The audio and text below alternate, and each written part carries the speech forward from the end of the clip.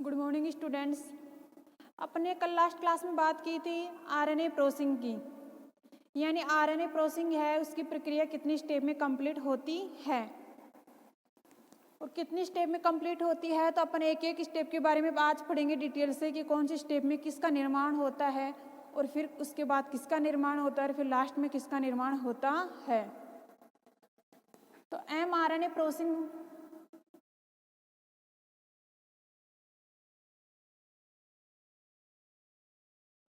अब mRNA processing है, ये मैंने आपको बताया था कि ये किस में होती है, यूकेरियोटिक में होती है। अब कितनी स्टेप में कंप्लीट होती है, 3 स्टेप में कंप्लीट होती है। 5 and capping, 5 and capping. Second है 3 एंड टेल का निर्माण और थर्ड है आरएनए स्प्लाइसिंग।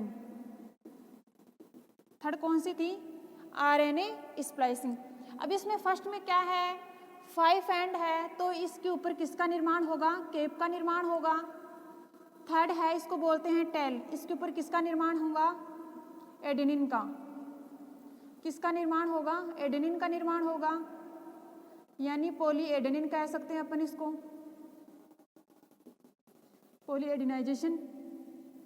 और थर्ड है आरएनए स्प्लाइसिंग। अब ये भी स्ट्रक्चर मैंने बताई थी कि जो एमआरएनए होता है उसका नामांकन होता है 5' to 3'।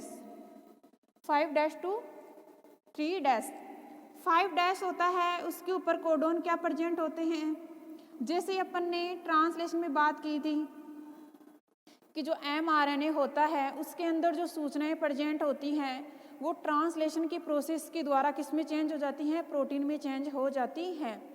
लेकिन यूकेरियोटिक में ऐसा नहीं होता है, आरएनए प्रोसेसिंग में ऐसा नहीं होता है। क्यों नहीं होता है? क्योंकि जो एचएनआरएनए है किस में चेंज होता है? एमआरएनए में। किस में चेंज होता है? एमआरएनए में। एचएनआरएनए एमआरएनए में चेंज होता है और जो चेंज होता है वो प्रोसेस क्या कहलाती है? MRNA processing. यानी जो एचआरएनए है धीरे धीरे उसके अंदर जो भी सूचनाएं हैं वो धीरे धीरे किस में चेंज होंगी? एमआरएनए में। अब एमआरएनए के अपन देखते हैं कि एमआरएनए की स्ट्रक्चर क्या होती है, उसके ऊपर क्या प्रेजेंट होता है, कौन से एंड पर क्या प्रेजेंट होता है और बीच में क्या प्रेजेंट होता है। तो अपन सबसे पहले एचएनआरएनए है उससे अपन बना रहे हैं एमएनआरएनए। एमआरएनए बना रहे हैं तो इसकी एमआरएनए की स्ट्रक्चर देखते हैं तो 5 एंड to 3 एंड। इसको 5 एंड को बोलते हैं हेड वाला बोल सकते हैं भाग, इसको बोल सकते हैं टेल वाला भाग। अब हेड वाले भाग में सबसे पहले ये प्रोसेस चलेगी 5 एंड वाली, यानी इस 5 एंड पर किसी एंजाइम की सहायता से एक केप का निर्माण होता है। यानी किसी एंजाइम की सहायता से 5 एंड पर या हेड वाले भाग पर केप का निर्माण होता है। केप का निर्माण होने के पश्चात सेकेंड स्टेप चलेगी, जो 3 एंड है उसके ऊपर पॉली एडेनिन का निर्माण कैसे होता है, पॉली एडेनाइजेशन का निर्माण कैसे होता है। यानी इस टेल के ऊपर मल्टी एडेनिन आकर कैसे जुड़ते हैं। तो मल्टी एडेनिन है वो एंजाइम के द्वारा टेल के ऊपर आकर जुड़ जाते हैं और फिर थर्ड स्टेप चलेगी आरएनए प्रोसेसिंग। यानी 5 एंड और 3 एंड के बीच में कौन सी प्रोसेस चलेगी? ये आरएनए स्प्लाइसिंग। तो सबसे पहले अपन फर्स्ट स्टेप की बात करते हैं। इसमें 5 एंड पर केप का निर्माण कैसे होता है। सबसे पहले ये क्या होता है? MRNA 5' to 3'। इसको बोल सकते हैं अपन हेड, इसको कह सकते हैं टेल एंड। अब इस वाले भाग पर क्या प्रेजेंट होते हैं? कोडोन प्रेजेंट होते हैं। अब कोडोन प्रेजेंट होते हैं तो अपन को तो 5 एंड वाला भाग यानी ये प्रारंभ का छोर वाला भाग है इसके ऊपर केप का निर्माण करना है। अब इस वाले छोर को अपन देखते हैं तो इसका नामकरण होता है nitrogen phosphate, nitrogen try phosphate. अब ये क्या होता है यहाँ पे, अब इसमें ये 5 एंड वाला सिरा है, इससे ये जुड़ा हुआ होता है ट्राई फॉस्फेट, नाइट्रोजन फॉस्फेट और नाइट्रोजन। अब जैसे ही यहाँ से एक फॉस्फेट क्या होता है, बाहर निकल जाता है। क्या निकल जाता है? बाहर निकल जाता है। जैसे ही इस वाले सिरे से ये एक फॉस्फेट बाहर निकल जाता है तो इस प्रकार की स्ट्रक्चर बनती हैं NPN। अब यहाँ पे कितने फॉस्फेट रह गए? 2 फॉस्फेट रह गए। कितने फॉस्फेट रहे यहाँ पे? 2 फॉस्फेट रहे। अब यहाँ पे एक ग्वाइनिन है, वो कितने फॉस्फेट लेके आ रहा है? 3 फॉस्फेट लेके आ रहा है, यानी ग्वाइनिन ट्राईफॉस्फेट। ट्राईफॉस्फेट यानी एक एंजाइम है, उस एंजाइम का नाम क्या है? ग्वाइनिल ट्रांसफरेज। एंजाइम का नाम क्या है? ग्वाइनिल ट्रांसफरेज। ग्वाइनिल ट्रांसफरेज एंजाइम है, ये क्या करता है? ये ग्वाइनोसिन ट्राईफॉस्फेट को इस mRNA के हेड वाले भाग पर क्या कर देता है? जोड़ देता है। अभी यहाँ पे ये 3 फॉस्फेट और जुड़ जाएंगे इसके साथ, तो G ट्रिपल फॉस्फेट प्लस साथ में ये फॉस्फेट पहले से ही थे। अब इस फाइट वाले सिरे पे 3 फॉस्फेट किसके साथ आ गए? ग्वाइनोसिन के साथ आ गए। अब यहाँ से अब इसमें क्या होगा? इसमें से 2 फॉस्फेट क्या होते हैं? ये पहले वाले 2 फॉस्फेट क्या होते हैं? बाहर निकल जाते हैं। यानी 2 फॉस्फेट क्या होते हैं? बाहर निकल जाते हैं। बाहर निकलने के पश्चात अब यहाँ पर कितने बच गए? ग्वाइनोसिन ट्राईफॉस्फेट और साथ में क्या बचा है? NPN, नाइट्रोजन फॉस्फेट और नाइट्रोजन। कौन से सिरे पे? 5 एंड सिरे पे, और ये है 3 एंड सिरा। अब इसके बाद एक एंजाइम है, उस एंजाइम का नाम है ग्वाइनिन 7 मिथाइल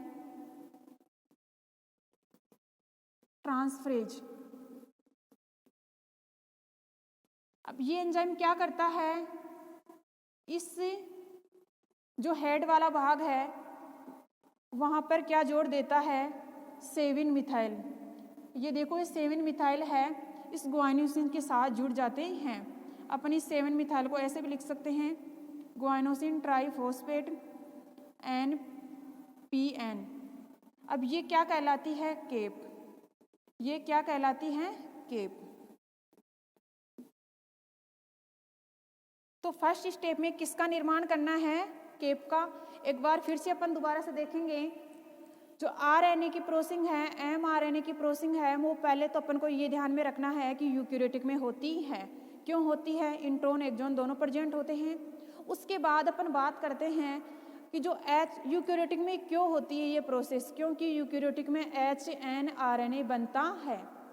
यूकैरियोटिक में HNRNA बनता है, और जैसे ही HNRNA बनता है वो HNRNA यानी हेटेरोन्यूक्लियर RNA है, वो किस में चेंज हो जाता है? mRNA में। यानी HNRNA के अंदर जितनी भी प्रोसेस थी, जितनी भी सूचनाएं थी, वो किस में चेंज हो गई? mRNA। अब अपन mRNA की स्ट्रक्चर देखते हैं तो mRNA में अपन को क्या क्या दिखाई देता है, और वो प्रोसेस ही क्या कहलाती है? mRNA processing. और वो प्रोसेस हैं कितनी स्टेप में कंप्लीट होती हैं? 3 स्टेप में कंप्लीट होती हैं।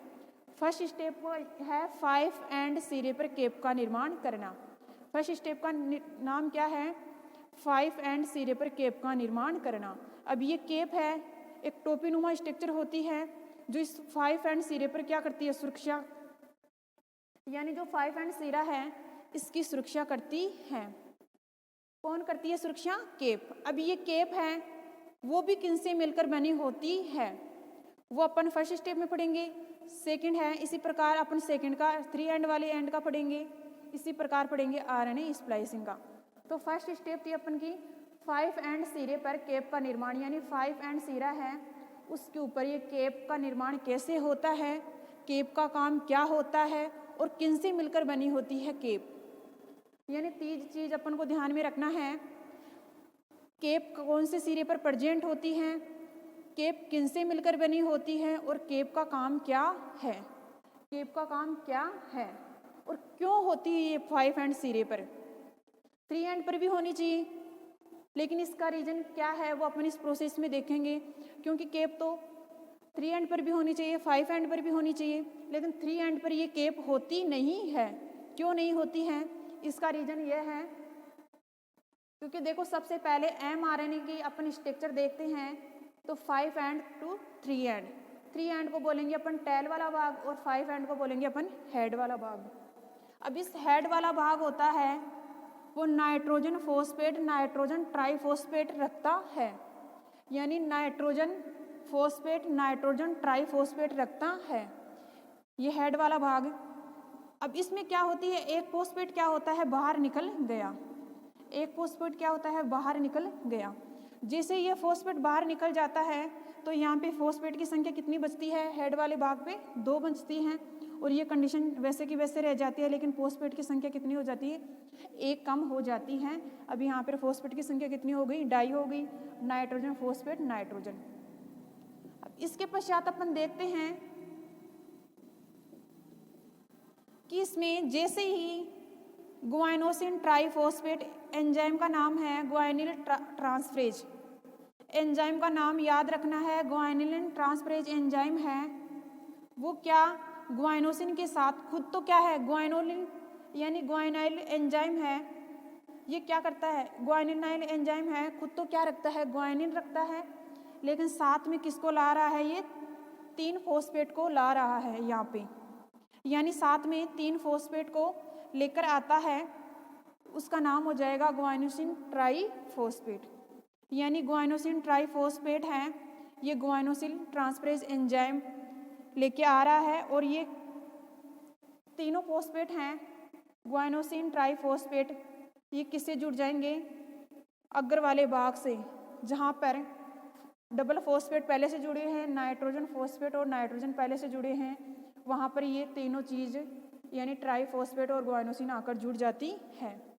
अब अगली स्टेप में अपन देखते हैं तो इसमें से क्या होते हैं, इसमें से शुरू ये बीच वाले हैं, ये 2 फॉस्फेट क्या होते हैं बाहर निकल जाते हैं। इसमें से क्या होते हैं, ये 2 फॉस्फेट क्या होते हैं बाहर निकल जाते हैं। गुआइनोसिन ट्राइफॉस्फेट, ये फॉस्फेट बाहर नहीं निकलेंगे, जो पहले थे 2 प्रेजेंट ऊपर वाली स्टेप से आए थे 2, वो फॉस्फेट क्या होते हैं बाहर निकल जाते हैं। जैसे ही बाहर निकल जाते हैं तो 5 एंड वाले सिरे के पास बचता है गुआइनोसिन triphosphate nitrogen phosphate nitrogen.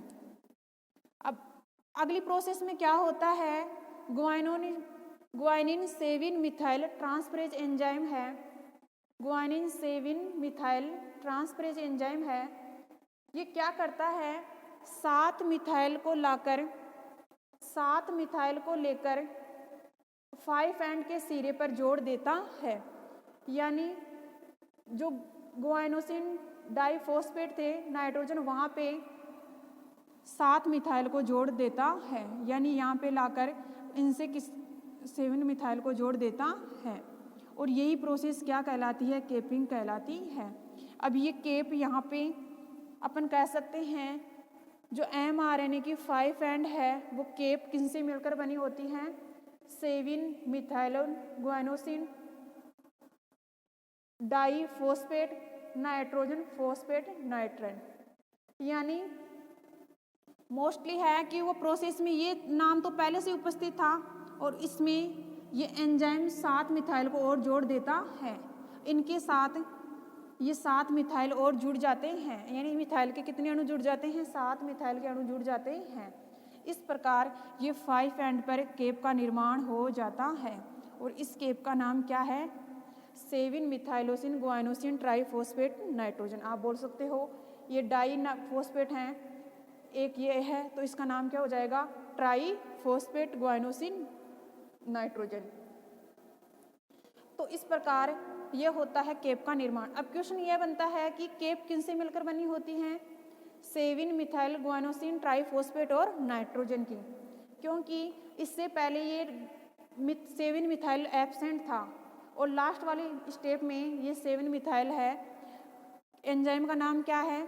Guanine 7 methyl transferase, यानी नाम से ही देख लेना, यहाँ पे समझना है कि गुआनिन 7 मिथाइल ट्रांसफरेज, यानी 7 मिथाइल गुआनोसिन के साथ टच में हो जाएंगे, यानी गुआनोसिन के टच में 7 मिथाइल जुड़ जाएंगे और वही क्या कहलाती है? केपिंग कहलाती है। अब यहाँ पे क्वेश्चन अभी बताया था आपको कि 5 एंड पर केप क्यों प्रेजेंट होती है, किनसे मिलकर बनी होती है। अब दूसरा रीजन है, अगर ये केप बन जाती है 5 एंड पर केप बन गई, अब ये केप का काम क्या है? केप का काम क्या है? अब केप का काम क्या होता है?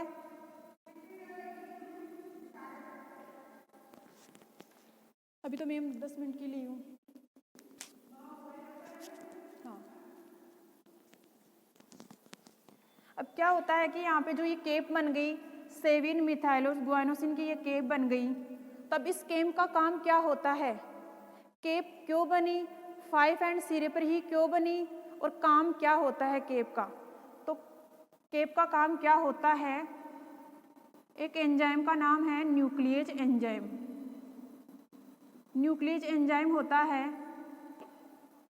उससे बचने के लिए 5 एंड सिरे पर केप का निर्माण होता है, क्योंकि ये न्यूक्लियेज एंजाइम है, इस 5 एंड सिरे पर जितनी भी सूचनाएं उपस्थित होती हैं उनको नष्ट कर देता है। इसलिए न्यूक्लियेज एंजाइम से बचने के लिए 5 एंड सिरे पर केप का निर्माण होता है। तो केप का काम क्या हो गया? इस 5 एंड सिरे पर जितनी भी सूचनाएं हैं उसकी सुरक्षा करना, यानी केप है इस न्यूक्लियस एंजाइम की वजह से इनमें जो सूचनाएं हैं उसके लिए सुरक्षा यानी सुरक्षा का काम करती हैं। तो इस प्रकार ही किसका निर्माण हो गया? 5 एंड पर केप का निर्माण हो गया। एक बार फिर से अपन देखेंगे, 5 शुरू में कितने फॉस्फेट होंगे? 3 होंगे, 3 में से 2 बाहर निकल जाएंगे। फिर थर्ड स्टेप में क्या होंगे? ये गुआनोसिन ट्राइफॉस्फेट है, ये एंजाइम लेके आता है गुआनोसिन ट्रांसफरेज एंजाइम, जिससे ये यहाँ पे अग्र वाले भाग पे जुड़ जाते हैं। अब पहले वाले 2 फॉस्फेट हैं वो दोनों बाहर निकल जाते हैं। अब ये प्रोसेस बचती है। अब यहाँ पर गुआनोसिन 7 मिथाइल ट्रांसफरेज एंजाइम क्या करता है? 7 मिथाइल के अणु जोड़ देता है अग्र वाले भाग पे। तो ये स्ट्रक्चर क्या कहलाती है? केपिंग कहलाती है। और केपिंग में क्या काम क्या होता है? केपिंग का जो न्यूक्लियेज एंजाइम है उससे इस एंड से सुरक्षा करता है, इस एंड की सुरक्षा करता है, यानी जो न्यूक्लियेज एंजाइम है 5 एंड सिरे पर जितनी भी सूचनाएं हैं उसको नष्ट करने की कैपेसिटी रखता है। इसलिए इस न्यूक्लियस एंजाइम से बचने के लिए केपिंग का निर्माण होता है। सेकेंड स्टेप है 3 एंड पर। अब इसका रीजन आ गया ना कि इसमें जो न्यूक्लियस एंजाइम है उसी की रक्षा के लिए, मतलब उससे बचने के लिए केप का निर्माण होता है। जबकि 3 एंड पर न्यूक्लियस एंजाइम एब्सेंट होता है तो वहाँ पर केप का निर्माण नहीं होता है। अगर वहाँ पर न्यूक्लियस एंजाइम उपस्थित होगा तो केप का निर्माण होता, लेकिन वहाँ पे 3 एंड पर केप का निर्माण नहीं होता है। और रीजन क्या है? क्योंकि न्यूक्लियस एंजाइम 3 एंड पर क्या होता है? एब्सेंट होता है। सेकेंड स्टेप है 3 एंड पर पॉलीएडिनाइजेशन। अब क्या होता है? mRNA है, इसकी 5 एंड सिरे पर तो अपन ने किसका निर्माण कर लिया? केपिंग का निर्माण कर लिया। अब ये 3 एंड है, इसके ऊपर क्या करेंगे? यहाँ पर केप का नाम 7 methyl guanosine triphosphate nitrogen phosphate nitrogen. ये क्या है? फर्स्ट स्टेप में किसका निर्माण हो गया? केप का निर्माण हो गया। लेकिन सेकंड में अपन बात करते हैं 3 एंड पर, तो किसका निर्माण होगा? टेल का। किसका निर्माण होगा? एक टेल का। और टेल का नाम क्या है? एक एंजाइम है poly A polymerase. Poly A polymerase enzyme है जिसकी सहायता से यहाँ पर ये पॉली ए पॉलीमरेज एंजाइम है, ये क्या करता है? इस 3 एंड वाले भाग पर क्या जोड़ देता है? एक से अधिक एडेनिन जोड़ देता है और इसका नाम क्या हो गया? Poly A tail. Poly A tail. अब ये पॉली ए टेल है, यहाँ पर एडेनिन है, किस एंजाइम की सहायता से ये जुड़े हुए हैं? Poly A polymerase. यानी पॉलीमरेज एंजाइम क्या रखता है? बहुत अधिक मात्रा में एडेनिन रखता है और वो एडेनिन है 3 एंड सिरे पर जोड़ देता है। जैसे इस 3 एंड पर ये जोड़ देता है तो यहाँ पर cleavage factor first, cleavage factor second, यानी क्लीवेज फैक्टर फर्स्ट, इसी प्रकार सेकंड होता है। ये क्लीवेज फैक्टर क्या होते हैं? ये पॉली ए टेल है, इसको काट करके अलग कर देते हैं। ये पॉली ए टेल क्या होते हैं? इसको काट कर क्या कर देते हैं? अलग कर देते हैं और फिर किसका निर्माण कर लेते हैं? यहाँ पर क्या जोड़ देते हैं? एडेनिन। एडेनिन जोड़ देते हैं। अब इसमें देखो ये क्लीवेज फैक्टर क्या होते हैं? इसमें जो पहले से जो यू कोडोन होते हैं वो क्या होते हैं? इन क्लीवेज फैक्टर की सहायता से क्या कर देते हैं? काट देते हैं।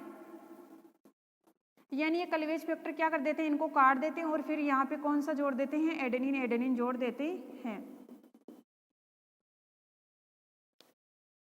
एक बार फिर से आप देखना दोबारा से 3 एंड पर पॉली एडिनाइजेशन यानी पॉली ए टेल का निर्माण। पॉली एडिनाइजेशन में क्या होता है कि बहुत सारे एडेनिन को जोड़ना कौन से सिरे पे? 3 एंड पर। अब 3 एंड सिरे पर यू ए प्रेजेंट होते हैं, कोडोन प्रेजेंट होते हैं। अब इन कोडोनों को क्लीवेज फैक्टर फर्स्ट और क्लीवेज फैक्टर सेकंड क्या कर देते हैं? कट कर देते हैं। यानी इन कोडोनों को यहाँ से निकाल करके पॉली ए पॉलीमरेज एंजाइम क्या करता है? यहाँ पर बहुत सारे क्या जोड़ देता है? एडेनिन जोड़ देता है और इस प्रोसेस को ही क्या कहते हैं? Poly A tail. या आप यहाँ नहीं लिख सकते हो तो नीचे हैं, लेकिन ये क्लीवेज फैक्टर फर्स्ट और सेकंड है, इनको क्या करते हैं? कट करते हैं। क्या करते हैं? कट करते हैं। कट करने के पश्चात ये यहाँ से क्या हो जाते हैं? रिमूव हो जाते हैं। रिमूव यू ए ये क्या होते हैं? यहाँ से बाहर निकल जाते हैं और इनकी जगह जो पॉलीमरेज ए एंजाइम है वो क्या जोड़ देता है? एडेनिन जोड़ देता है। यानी इस 3 एंड पर क्या प्रेजेंट होते हैं? यू ए क्या होते हैं? कोडोन प्रेजेंट होते हैं। ये कोडोन प्रेजेंट होते हैं तो क्लीवेज फैक्टर फर्स्ट और सेकंड क्या करते हैं? इन कोडोनों को काट करके बाहर निकाल देते हैं। रिमूव ये कोडोन, यानी यू ए कोडोन क्या होते हैं? इनको काट करके बाहर निकाल देते हैं। अब इसी के साथ क्या होता है? पॉली ए पॉलीमरेज एंजाइम आता है और यहाँ पर जो जगह खाली थी वहाँ पर क्या ऐड कर देता है? एडेनिन जोड़ देता है और एक टेल का निर्माण कर लेता है। यानी एडेनिन की संख्या क्या होती है? अधिक होती है, तो इसको बोलते हैं पॉली एडेनिन। और किसके ऊपर है एडेनिन की चेन? टेल के ऊपर, तो इसलिए इसका नाम क्या रख दिया? Poly adenine tail. यानी टेल के ऊपर बहुत अधिक मात्रा में एडेनिन प्रेजेंट होते हैं, इसलिए इसका नाम क्या रख दिया? Poly A tail. क्या रख दिया? Poly A tail. तो ये 2 स्टेप में। अब यहाँ पर केप का निर्माण नहीं होगा क्योंकि यहाँ पर न्यूक्लियस एंजाइम एब्सेंट होता है, लेकिन सिर्फ किसका निर्माण होता है? Poly A tail. तो यहाँ पे एंजाइम का नाम याद रखना है, क्लीवेज फैक्टर फर्स्ट और सेकंड है, जिसकी वजह से ये कोडोन है कट करते हैं और कट करने के साथ ही एक एंजाइम प्रेजेंट होता है वो इस खाली जगह पर एडेनिन एडेनिन जोड़ देता है और पॉली ए टेल का निर्माण कर लेता है। ठीक है।